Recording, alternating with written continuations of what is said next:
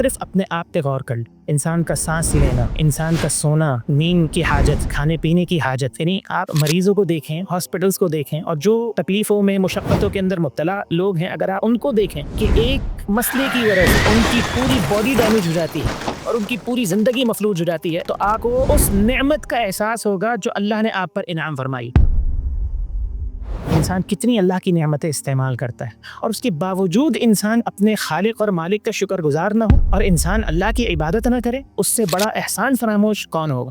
اسی لیے کہتے ہیں کہ جو اللہ کے ساتھ مخلص نہیں ہو سکتا وہ اللہ کے بندوں کے ساتھ بھی مخلص نہیں ہو سکتا. اور ہمارے معاشرے میں ایسے لوگ جو بظاہراً آپ کو اللہ کے ساتھ مخلص نظر آتے ہیں اور معاشرے میں لوگوں کے ساتھ مخلص نظر نہیں آتے, معاملات کے اندر آپ ان کو دیکھتے ہیں تو آپ حیران ہو جاتے ہیں یہ وہی لوگ ہیں نمازیں, روزے اور زکوٰۃ ادا کر رہے ہیں. اس کی وجہ کیا ہے؟ اس کی وجہ انہوں نے عبادات کو صرف پریکٹس سمجھ لی ہے, وہ عبادات کی روح اور مغز سے واقف نہیں. اللہ کی نعمتوں اور احسانات کا تصور اپنے اندر پیدا کرتے ہیں تو پھر آپ دیکھیں کیسے انسان کا دل عبادت کی طرف راغب ہوتا ہے. نہ صرف راغب ہوگا بلکہ عبادت کی لذت اور مٹھاس بھی انسان کو جو ہے وہ محسوس ہوگی.